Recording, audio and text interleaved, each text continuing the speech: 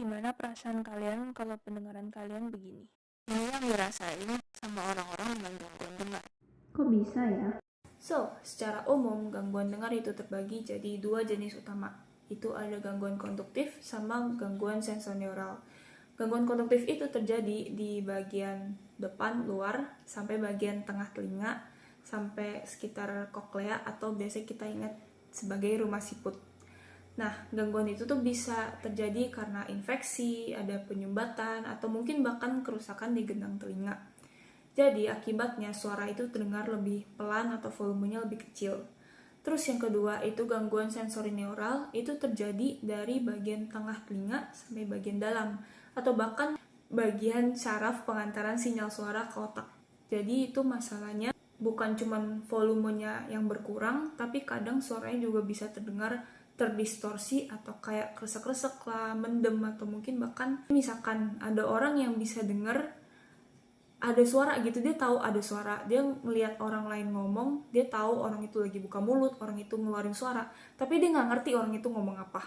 Dan kondisi ini itu sebenarnya mirip dengan kondisi yang namanya Central Auditory Processing Disorder. Terus sebenarnya semua orang tuli nggak bisa dengar sama sekali kah? Nggak juga. Ada orang-orang dengan gangguan dengar yang beragam gitu. Misalkan dia pendengarannya menurun 50% atau mungkin sampai 20%. Dan orang-orang ini tuh biasa disebut sebagai hard of hearing. Tapi ada juga yang kehilangan pendengaran sampai total. Yang paling penting buat diingat itu orang tuli atau orang hard of hearing itu nggak punya masalah di cara berpikir, cara otak mereka bekerja. Mereka tuh cuman nggak bisa dengar dan memiliki cara lain untuk berkomunikasi.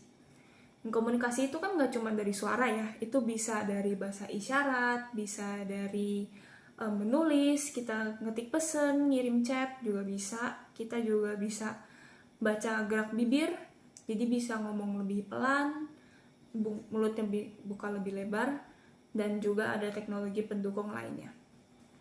Mungkin buat kita hal ini make sense, oh iya masalahnya cuma ada telinga, tapi kadang kita tetap berpikir kalau kita nggak bisa ngomong sama mereka, maka mereka nggak bisa ngerti apa yang kita mau. Tapi sebenarnya mereka kan nggak ada masalah di cara mereka berpikir ya, mereka tuh kayak ya orang normal aja, cuman bedanya nggak bisa denger. Jadi yang kita perlu ubah itu adalah cara komunikasi kita ke mereka. Komen cara lain yang menurut kalian bisa bikin kita komunikasi dengan teman tuli. Dan kalau kalian mau belajar tentang disabilitas lain, kalian bisa follow